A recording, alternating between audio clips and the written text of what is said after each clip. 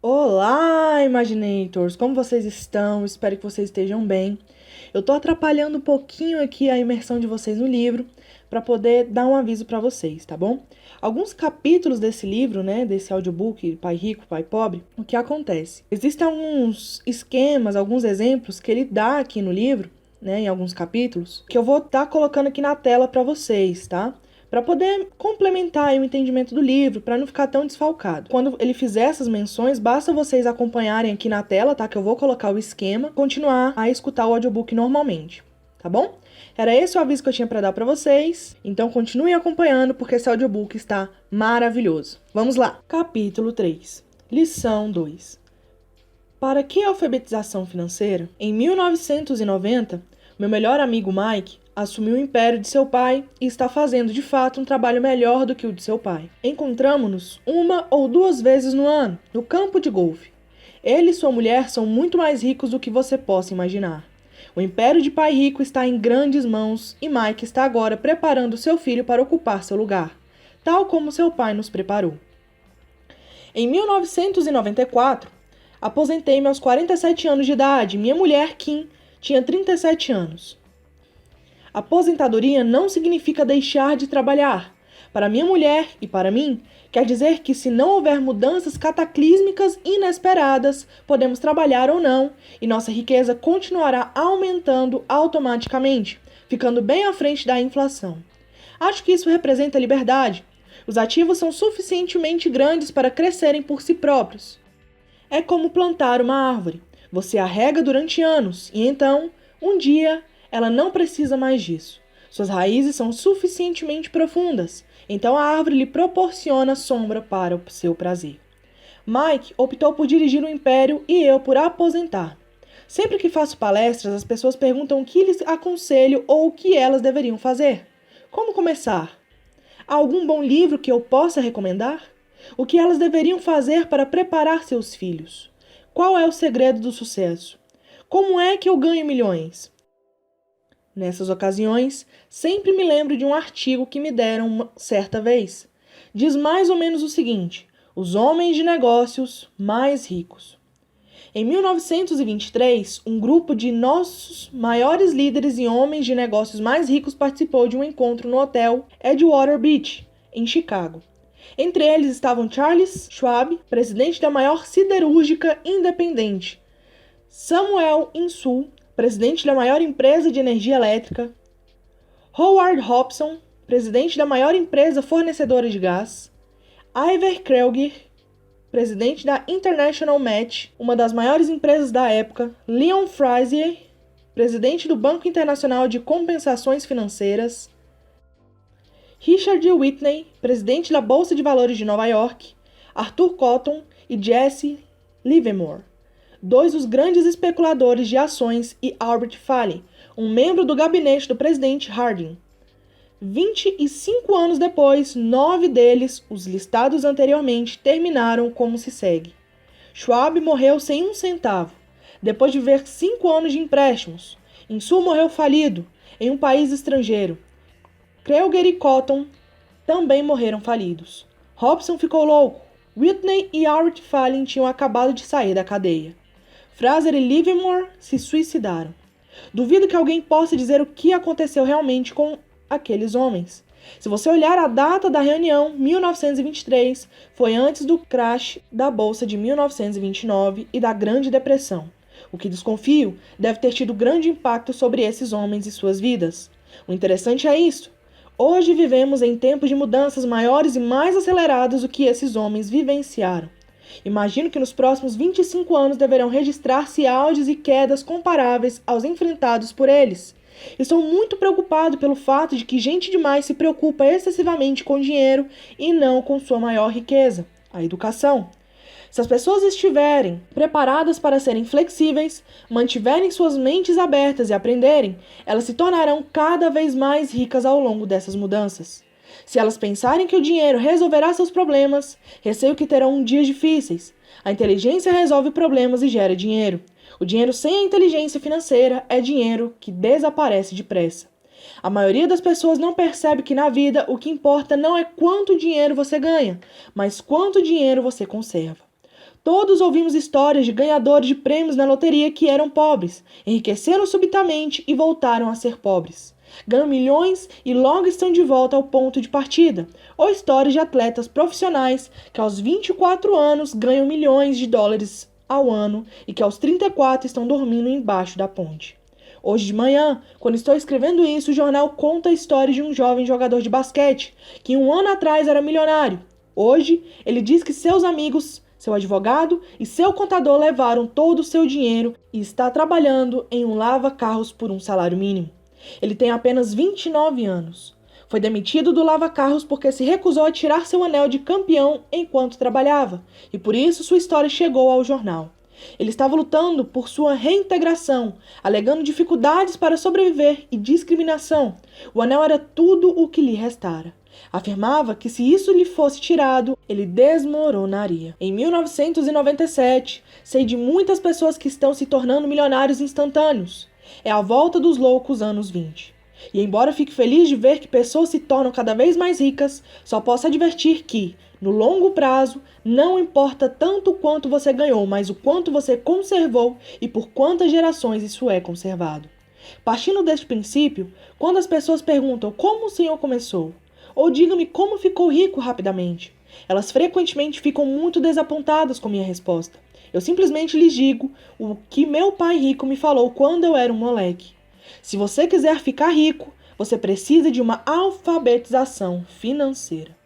A ideia era martelada na minha cabeça toda vez que nos encontrávamos. Como já disse, meu pai instruído destacava a importância da leitura de livros, enquanto meu pai rico destacava a necessidade de dominar os conhecimentos das finanças. Se você quer construir um Empire State Building, a primeira coisa a fazer é cavar profundamente o terreno e construir sólidos alicerces. Se você vai construir uma casa no subúrbio, tudo o que tem a fazer é assentá-la numa laje de concreto de 15 centímetros. A maioria das pessoas, em sua ânsia de enriquecer, tenta construir um Empire State Building sobre uma laje de 15 centímetros.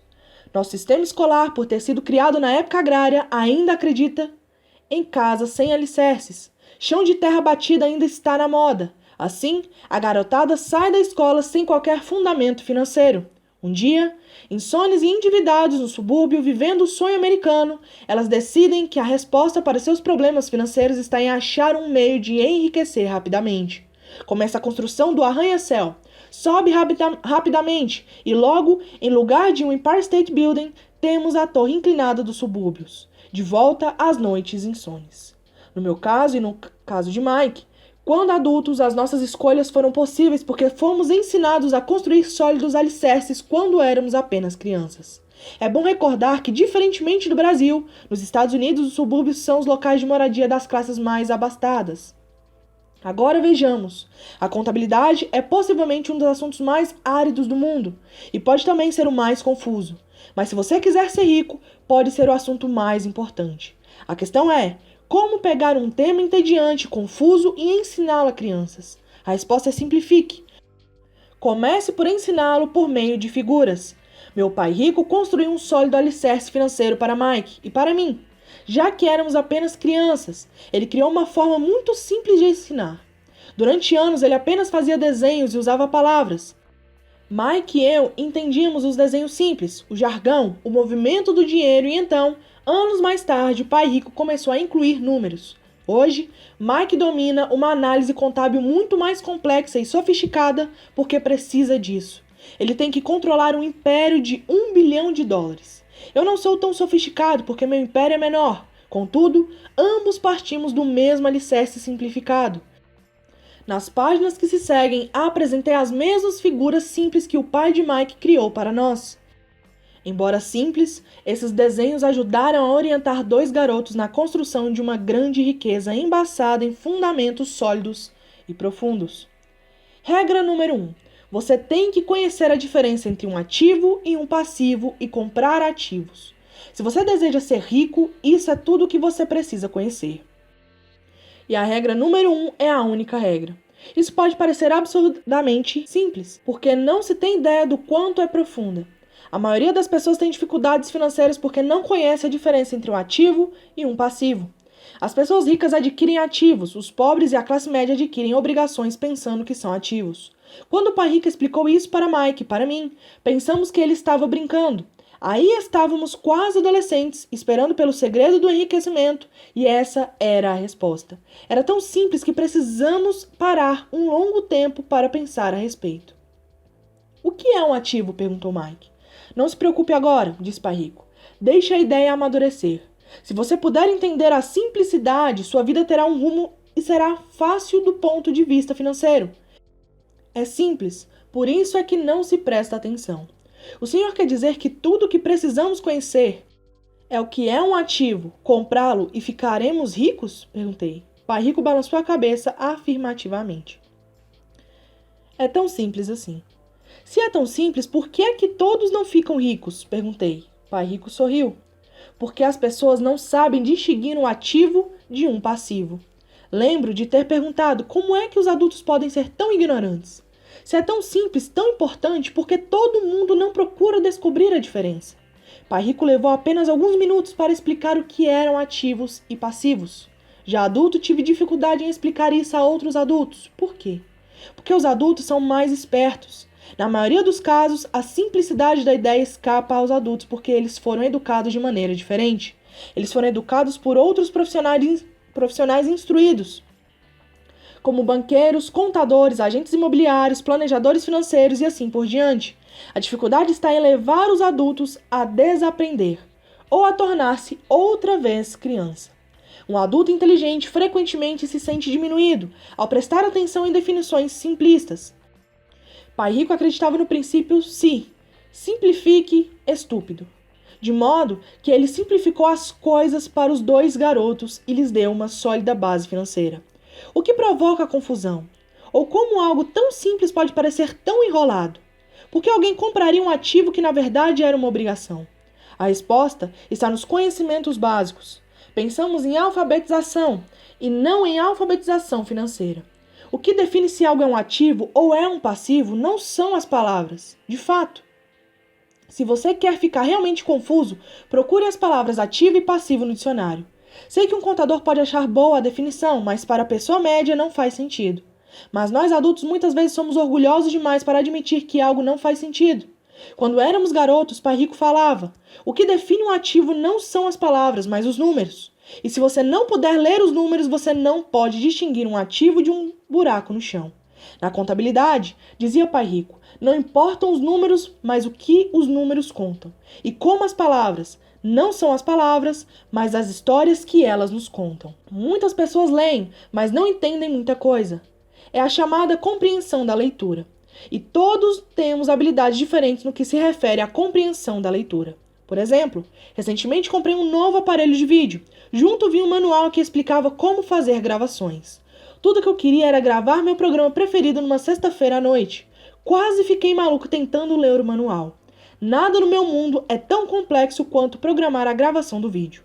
Eu li as palavras, mas não entendi nada. Eu tiro 10 no reconhecimento das palavras, mas tiro 0 na compreensão. E o mesmo acontece com a maioria das pessoas quando se trata de demonstrações financeiras. Se você quer ficar rico, você tem que ler e entender os números. Ouvi meu pai rico repetir isso 1000 vezes. E também aprendi. Os ricos adquirem ativos e os pobres e a classe média adquirem obrigações. Aqui está a maneira de distinguir ativos de passivos. A maioria dos contadores e profissionais das finanças não concorda com as definições, mas estes desenhos simples foram um início de uma base financeira sólida para 2 garotos. Para ensinar a pré-adolescentes, pai rico simplificou tudo, durante anos, usando tanto os diagramas quanto possível. O menor número de palavras possível e nenhum número. Este é o padrão do fluxo de caixa de um ativo. A caixa de cima é uma demonstração de renda, muitas vezes chamada de demonstração de lucros e perdas. Mede renda e despesas, dinheiro que entra e o dinheiro que sai. O diagrama inferior é um balanço. É chamado de balanço porque representa o equilíbrio entre ativos e passivos. Muitos novatos nas finanças não conhecem a relação entre a demonstração de renda e o balanço. O entendimento dessa relação é vital. A principal causa da dificuldade financeira está simplesmente no desconhecimento da diferença entre um ativo e um passivo, e a confusão decorre da definição das duas palavras. Se você quer uma lição de confusão, busque no dicionário a palavra ativo e passivo. Isso pode fazer sentido para os contadores formados, mas para as pessoas comuns parece estar escrito em mandarim. Você lê as palavras da definição, mas o entendimento verdadeiro é difícil. Como disse anteriormente, meu pai rico dizia para 2 garotos que ativos põem dinheiro no seu bolso. Simpático, simples e útil. Este é o padrão do fluxo de caixa de um passivo. Agora que ativos e passivos foram definidos em diagramas, pode ficar mais fácil o entendimento das palavras. Um ativo é algo que põe dinheiro no seu bolso. Um passivo é algo que tira dinheiro do seu bolso. Isso é o que você realmente precisa saber. Se quer ser rico, simplesmente passe sua vida comprando ativos. Se quer ser pobre ou pertencer à classe média, passe a vida comprando passivos. É o desconhecimento dessa diferença que provoca a maior parte das dificuldades financeiras na vida real. Analfabetismo, tanto de palavras quanto de números, é a base das dificuldades financeiras. Se as pessoas têm problemas com as finanças, existem dados que elas não podem ler. Sejam palavras, sejam números. Alguma coisa não está sendo compreendida. Os ricos são ricos porque eles possuem nível de alfabetização superior ao das pessoas com dificuldades financeiras. Se você quer ficar rico e conservar sua fortuna, é importante ser alfabetizado do ponto de vista financeiro, tanto em palavras quanto em números. As setas nos diagramas representam o movimento do dinheiro ou fluxo de caixa. Números apenas dizem pouco, do mesmo modo como palavras apenas dizem pouco. É a história que conta. Nas demonstrações financeiras, a leitura dos números é a busca pelo enredo, pela história. A história de para onde o seu dinheiro está indo. Em 80% das famílias, a história financeira é um percurso de trabalho árduo na tentativa de progredir. Não porque não ganhem dinheiro, mas porque passam suas vidas comprando passivos no lugar de ativos.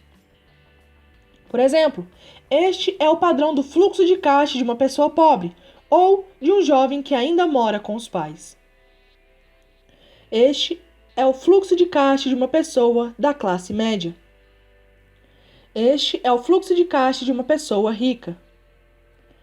Todos esses diagramas estão obviamente bastante simplificados.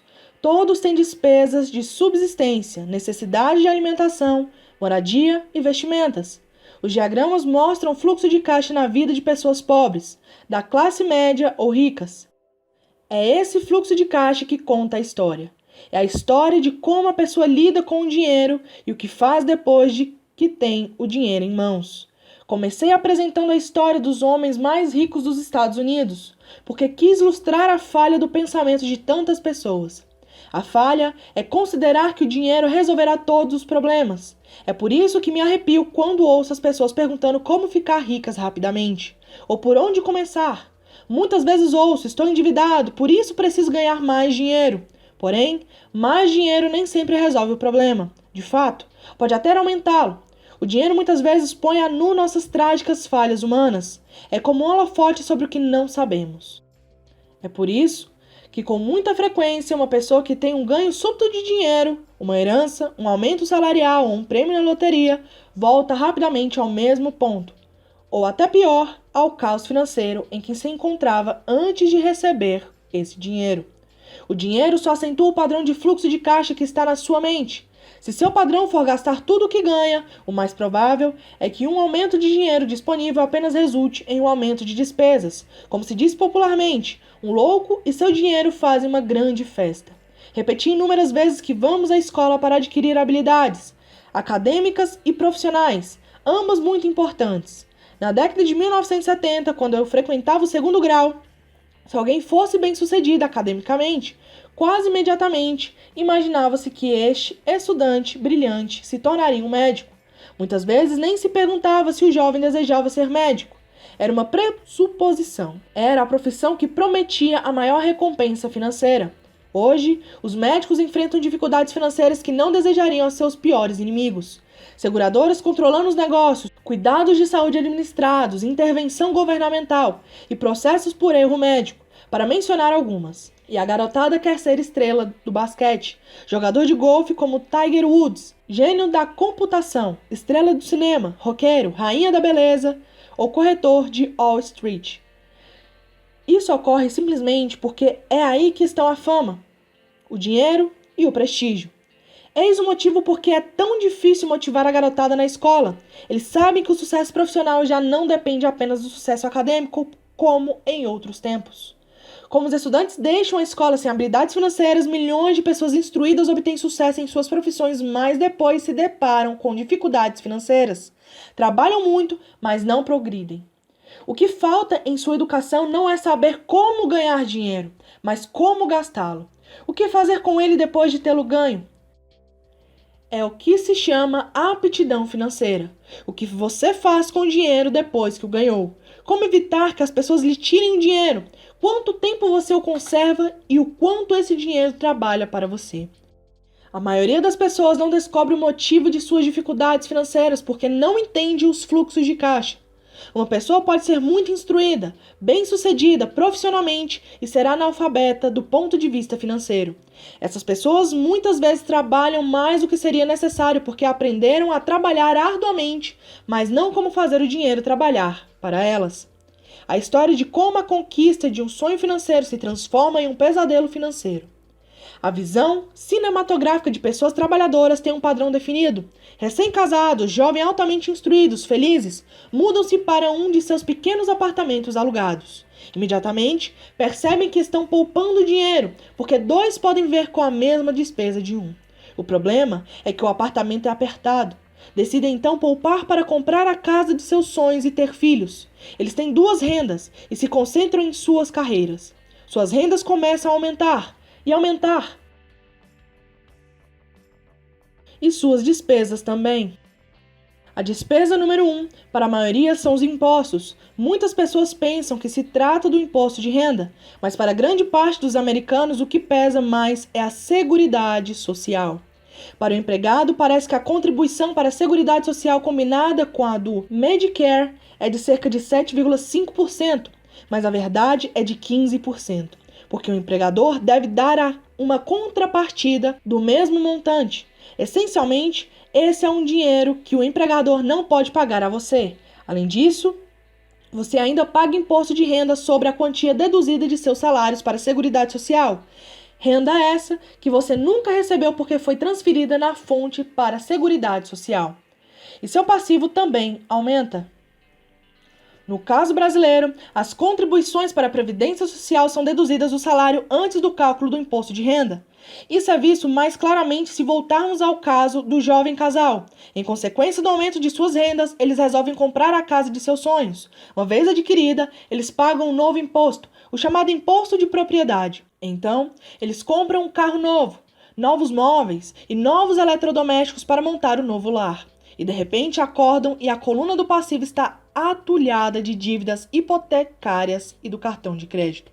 Agora eles estão aprisionados na corrida dos ratos. Chega o primeiro filho, eles trabalham ainda mais dinheiro e mais impostos, a chamada escalada da alíquota. Um cartão de crédito chega pelo correio, eles usam, mais despesa. Uma financeira telefona e diz que seu maior ativo, sua casa, teve seu valor aumentado. A empresa oferece um empréstimo de consolidação, porque sua ficha é tão boa e lhes diz que o mais inteligente a fazer é zerar os altos juros ao consumidor liquidando seu débito junto ao cartão de crédito. E além de tudo, os juros pagos sobre a hipoteca imobiliária podem ser deduzidos do imposto de renda. Eles aceitam e zeram os débitos de seus cartões de crédito onerados pelos elevados juros ao consumidor. Eles suspiram aliviados, a dívida com o cartão de crédito está encerrada. Agora suas dívidas de consumo estão somadas, a hipoteca imobiliária de sua casa própria. As prestações mensais são reduzidas porque ampliaram o financiamento para 30 anos. É atitude muito inteligente. O vizinho os convida para irem às compras, afinal está começando a liquidação do Memorial Day, importante feriado americano em que se homenageia os mortos na guerra, comemorado na última segunda-feira de maio. Uma chance de poupar algum dinheiro. Eles se dizem, não vamos comprar nada, só vamos olhar. Mas, para a eventualidade de achar uma boa oferta, põe aquele novo cartão de crédito na carteira. Encontro este jovem casal a toda hora. Seus nomes mudam, mas seu dilema financeiro é o mesmo. Eles veem às minhas palestras para ouvir o que eu tenho a dizer. Perguntam-me: o senhor pode nos dizer como ganhar mais dinheiro? Seus hábitos de compra os levam a buscar mais renda. Eles nem sabem que o problema está na forma que escolheram para gastar o dinheiro que têm. São provocados por seu analfabetismo financeiro e por não entenderem a diferença entre um ativo e um passivo. Raramente, os problemas de dinheiro das pessoas são resolvidos com mais dinheiro. A inteligência resolve os problemas. Um amigo meu costuma repetir uma frase para as pessoas endividadas: se você descobre que se enterrou num buraco, pare de cavar. Quando criança, meu pai dizia frequentemente que os japoneses conheciam 3 poderes: o poder da espada, o poder da joia e o poder do espelho. A espada simboliza o poder das armas. Os Estados Unidos têm ganhado trilhões de dólares em armamento e, por isso, é a presença militar suprema do mundo. A joia representa o poder do dinheiro. Há uma certa verdade no dito: lembre-se da regra de ouro. Quem tem o ouro faz as regras. O espelho significa o poder do autoconhecimento. Esse autoconhecimento, de acordo com a lenda japonesa, era o mais apreciado dos 3. Os pobres e a classe média muitas vezes permitem que o poder do dinheiro os controle, ao simplesmente acordar e trabalhar mais arduamente, deixando de perguntar-se a si mesmos se o que fazem tem sentido. Eles dão um tiro no próprio pé na hora em que saem de casa todos os dias. Por não entendê-lo plenamente, a vasta maioria das pessoas permite que o formidável poder do dinheiro exerça o controle sobre elas. Contudo, o poder do dinheiro é usado contra elas. Se usassem o poder do espelho, teria se perguntado: isso tem sentido? Com muita frequência, em vez de confiar em sua sabedoria íntima, a maioria das pessoas acompanha a multidão. Fazem apenas o que todo mundo faz. Conformam-se em vez de questionar. Muitas vezes repetem sem pensar o que lhes foi dito. Ideias como diversifique, ou sua casa é um ativo, sua casa é o maior investimento, você terá uma redução nos impostos endividando-se mais, consiga um emprego seguro, não assuma riscos. Disse que muitas pessoas, o medo de falar em público é maior do que o medo da morte. De acordo com os psiquiatras, o medo de falar em público é provocado pelo medo do ostracismo, o medo de aparecer, o medo das críticas, o medo do ridículo, o medo de se tornar um pária. O medo de ser diferente impede que muitas pessoas busquem novas formas de resolver seus problemas. É por isso que meu pai, instruído, dizia que os japoneses davam o maior valor ao poder do espelho, porque somente quando nós, como seres humanos, nos olhamos no espelho, encontramos a verdade. E a principal razão pela qual as pessoas dizem procure segurança é o medo. Isso vale para tudo: esporte, relacionamentos, carreira ou dinheiro. E esse mesmo medo, o medo do ostracismo, que leva as pessoas a se conformarem e a não questionarem opiniões aceitas ou tendências generalizadas. Sua casa é um ativo. Faça um empréstimo consolidando suas dívidas e livre-se delas. Trabalhe com mais afinco. É uma promoção. Algum dia chega a vice-presidente. Poupe. Quando tiver um aumento, vou comprar uma casa maior. Fundos mútuos são seguros. Bonecas Tickle, Mielmo estão em falta, mas ainda tem uma reservada para um cliente que não apareceu. Muitos dos grandes problemas financeiros são causados pelo desejo de se acompanhar a maioria e não querer ficar atrás do vizinho. Ocasionalmente, todos nós precisamos nos olhar no espelho e seguir nossa sabedoria interior e não nossos medos. Quando Mike e eu estávamos com uns 16 anos, começamos a ter problemas na escola. Não éramos maus garotos, apenas começamos a nos distanciar da maioria. Trabalhávamos para o pai de Mike, depois das aulas e nos fins de semana. Muitas vezes, Mike e eu passávamos horas depois do trabalho sentados junto do seu pai, enquanto este se reunia com diretores de banco, advogados, contadores, corretores, investidores, gerentes e empregados. Ele era um homem que deixava a escola aos 13 anos e agora dirigia, instruía, comandava e questionava pessoas com alto nível de escolaridade. Elas acorriam ao seu chamado e se preocupavam quando ele não as aprovava. Esse era um homem que não tinha acompanhado a multidão. Um homem que pensava por si próprio e detestava as palavras "temos que fazer assim, porque todos fazem assim". Ele também odiava ouvir "não é possível". Se você quisesse levá-lo a fazer alguma coisa, bastava dizer "acho que o senhor não consegue isso". Mike e eu aprendemos mais assistindo a essas reuniões do que em anos de escola, incluindo a faculdade. O pai de Mike não tinha uma instrução formal, mas tinha conhecimentos financeiros e, em consequência, era bem-sucedido. Ele costumava repetir para nós: uma pessoa inteligente contrata pessoas mais inteligentes do que ela mesma. Portanto, Mike e eu tínhamos o privilégio de passar horas ouvindo e, no processo, aprendendo com pessoas inteligentes. Mas, por causa disso, Mike e eu não podíamos a acomodar-nos ao dogma padrão que nossos professores pregavam. Isso criava problemas. Sempre que um professor falava, se vocês não tirarem boas notas, vocês não se sairão bem no mundo real. Mike e eu franzimos as sobrancelhas quando nos diziam para seguir as normas e não nos desviarmos das regras. Vimos por que esse processo de ensino desestimulava de fato a criatividade. Começamos a entender por que Pai Rico nos dizia que as escolas se destinavam a formar bons empregados em lugar de bons empregadores. De vez em quando, Mike e eu perguntávamos aos nossos professores como se aplicava na prática o que estávamos estudando, ou por que não estudávamos o dinheiro e como ele funcionava. Essa última pergunta era muitas vezes respondida com a afirmação de que o dinheiro não era importante, que se nós tivéssemos uma educação excelente, o dinheiro viria atrás. Quanto mais sabíamos sobre o poder do dinheiro, mais nos distanciávamos de nossos mestres e colegas. Meu pai instruído nunca me pressionava em relação às notas. Muitas vezes me perguntei por quê.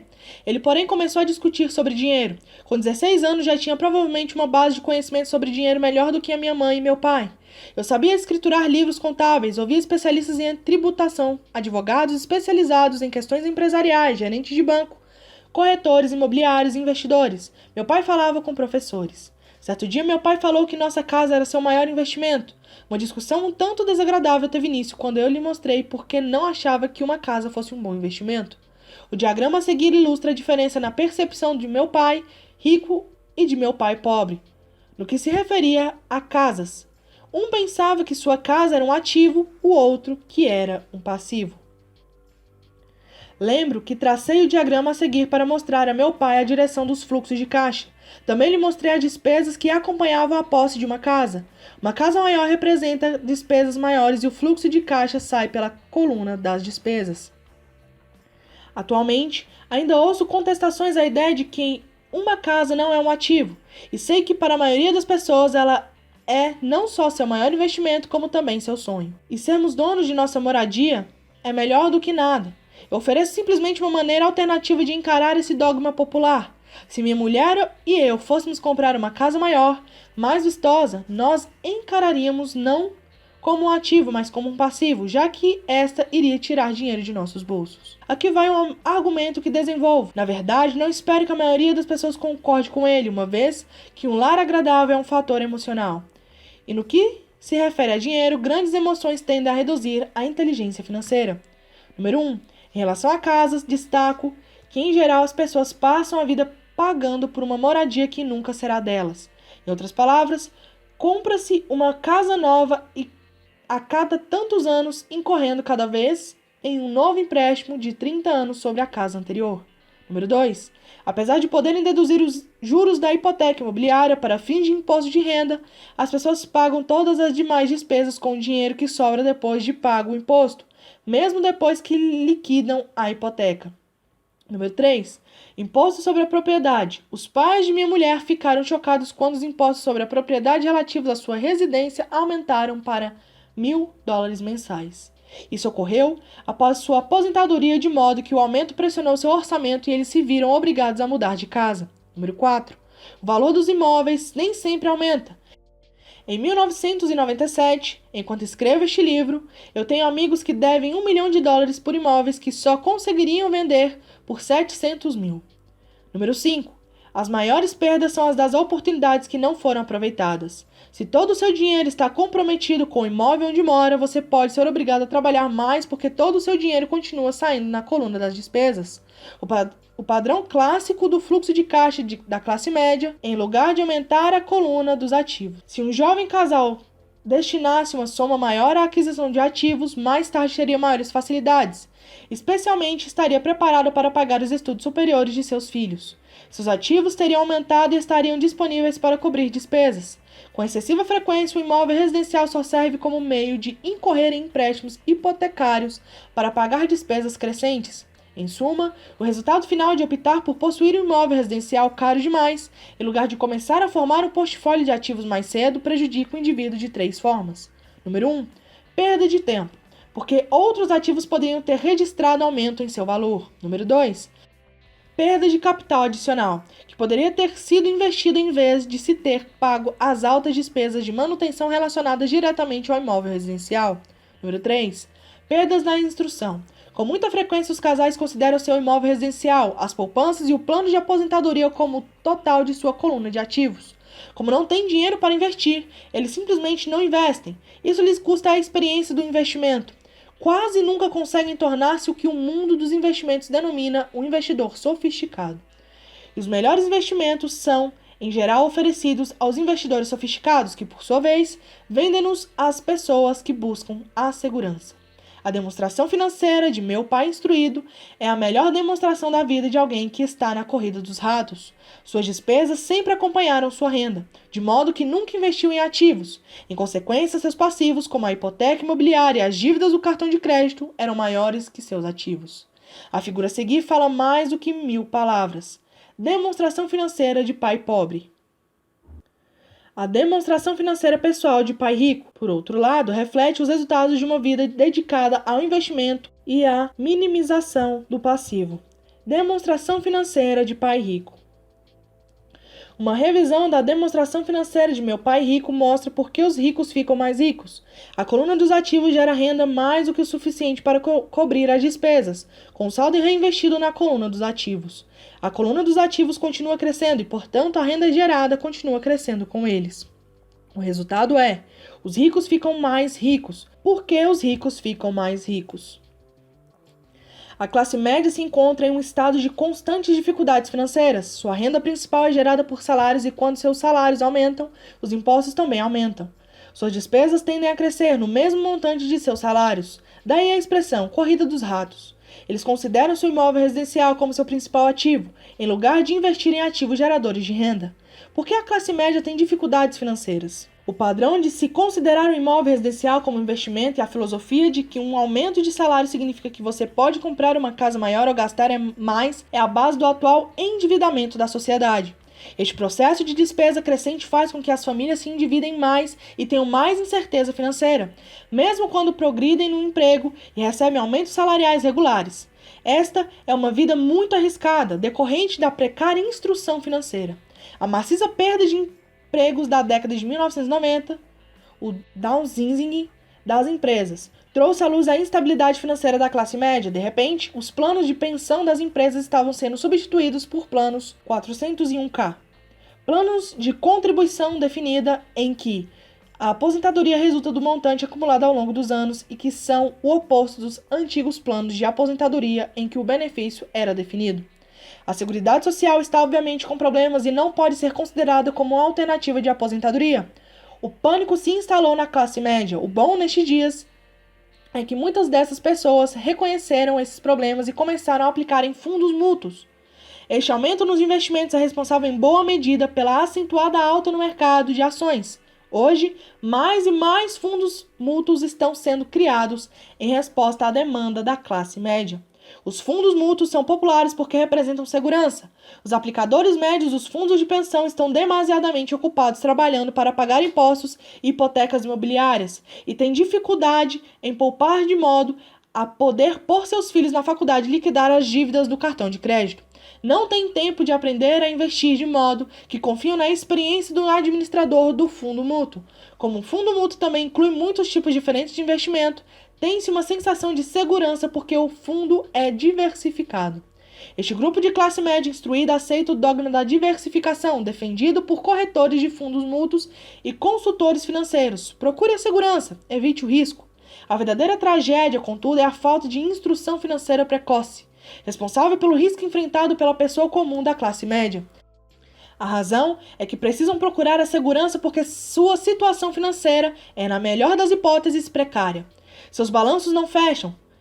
Estão atulhados de passivos, sem verdadeiros ativos para gerar renda. Em geral, sua única fonte de renda é o contra-cheque. Seu modo de vida depende totalmente do empregador. Sendo assim, quando os verdadeiros negócios de sua vida aparecem, essas mesmas pessoas não podem aproveitar a oportunidade.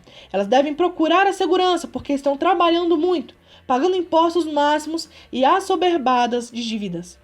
Como disse no início da sessão, a regra mais importante é conhecer a diferença entre um ativo e um passivo. Uma vez que você consiga entender a diferença, concentre seus esforços na compra exclusiva de ativos geradores de renda. Essa é a melhor maneira de dar o primeiro passo para se tornar rico. Continue fazendo isso e sua coluna dos ativos crescerá. Concentre-se em reduzir passivos e despesas. Isso aumentará o dinheiro disponível para continuar aumentando a coluna dos ativos. Logo, a base de ativos será tão profunda que você poderá permitir-se olhar para investimentos mais especulativos. Investimentos que podem ter retornos que variam de 100% ao infinito. Investimentos em que $5.000 podem se transformar rapidamente em 1 milhão ou mais. Investimentos que a classe média considera demasiadamente arriscado. O investimento não é arriscado. É a falta de simples inteligência financeira, a começar pela alfabetização financeira, que leva o indivíduo a ser muito arriscado. Se você fizer o que as massas fazem, você estará na seguinte situação. Como empregado possuidor da casa própria, seus esforços no trabalho em geral resultam no seguinte. Número 1. Você trabalha para alguém. Os esforços e o sucesso da maioria das pessoas assalariadas ajudarão a garantir o sucesso, o enriquecimento e a aposentadoria do dono da empresa e de seus acionistas. Número 2. Você trabalha para o governo. O governo fica com uma parte de seu contra-cheque antes mesmo que você veja o dinheiro. Ao trabalhar mais, você simplesmente aumenta o montante de impostos que o governo arrecada. A maioria das pessoas trabalha de janeiro a maio apenas para o governo. Número 3. Você trabalha para o banco. Depois dos impostos, sua maior despesa é, em geral, a hipoteca imobiliária e a conta do cartão de crédito. O problema decorrente de simplesmente trabalhar mais é que cada uma dessas 3 parcelas leva consigo uma parte maior de seu esforço. Você precisa aprender a fazer com que seus maiores esforços beneficiem diretamente você e sua família. Uma vez que você decidiu cuidar de seus próprios problemas, como determinar seus objetivos? É necessário, em geral, dedicar-se à sua profissão e usar os salários recebidos para financiar a aquisição de ativos. À medida que os ativos crescem, como medir a extensão de seu sucesso? Quando alguém percebe que está rico, que tem fortuna. Da mesma maneira que tem minhas definições de ativos e passivos, também tenho minha própria definição para a riqueza. Na verdade, eu a tomei emprestada de alguém chamado Buckminster Fuller. Alguns o consideram um charlatão e outros um gênio vivo. Anos atrás, ele criou o Huawei entre os arquitetos a solicitar a patente para algo chamado um domo geodésico. Mas, ao fazer isso, ele também falou algo sobre riqueza. Parecia à primeira vista muito confuso, mas depois de relê-lo algumas vezes começou a fazer sentido. A riqueza é a capacidade de uma pessoa sobreviver tantos dias a mais. Ou, se eu parar de trabalhar hoje, por quanto tempo poderei sobreviver? Ao contrário do patrimônio líquido, a diferença entre ativos e passivos, que frequentemente está repleta com o lixo caro e as opiniões de pessoas sobre o valor das coisas, essa definição cria a possibilidade de desenvolver uma mensuração verdadeiramente acurada. Poderia assim medir e saber realmente em que pé estou em termos de meu objetivo de tornar-me financeiramente independente. Embora o patrimônio líquido frequentemente inclua ativos que não geram dinheiro, como objetos comprados e agora abandonados no canto da garagem, a riqueza mede quanto dinheiro seu dinheiro está gerando e, portanto, sua sobrevivência financeira. A riqueza é a medida do fluxo de caixa gerado pela coluna dos ativos, em comparação com a coluna das despesas. Vejamos um exemplo. Digamos que o fluxo de caixa da minha coluna de ativos gere $1.000 por mês e que eu tenha despesas mensais de $2.000. Qual é a minha riqueza? Voltemos à definição de Buckminster Fuller. Usando essa definição, quantos dias para frente posso sobreviver? Consideremos um mês de 30 dias. Por essa definição, eu tenho um fluxo de caixa suficiente para meio mês. Quando eu tiver alcançado um fluxo de caixa gerado por meus ativos de $2.000, então eu serei abastado. Ainda não sou rico, mas sou abastado. Agora eu tenho uma renda gerada por ativos, a cada mês que cobre totalmente minhas despesas mensais. Se eu desejo aumentar as minhas despesas, preciso primeiro aumentar o fluxo de caixa gerado por meus ativos para manter esse nível de vida. Observe que nesse ponto eu não dependo mais do meu salário. Eu me concentro com sucesso em construir uma coluna de ativos que me tornou financeiramente independente. Se eu largar meu emprego hoje, eu poderei cobrir minhas despesas mensais com o fluxo de caixa gerado por meus ativos. Meu próximo objetivo poderia ser empregar o excedente de meu fluxo de caixa no reinvestimento em mais ativos. Quanto mais dinheiro for destinado para a coluna dos ativos, mais esta crescerá. Quanto mais meus ativos crescerem, mais aumentará meu fluxo de caixa. E enquanto eu mantiver minhas despesas menores do que o fluxo de caixa gerado por esses ativos, eu me tornarei mais rico, com mais e mais fontes de renda além de meu trabalho físico. Enquanto este processo de reinvestimento continuar, estarei no caminho do enriquecimento. A verdadeira definição de riqueza depende de quem a define. Você nunca poderá ser rico demais. Lembre desta observação simples. Os ricos compram ativos, os pobres só têm despesas. A classe média compra passivos pensando que são ativos. E como eu cuido dos meus negócios? Qual é a resposta? Ouça o fundador do McDonald's.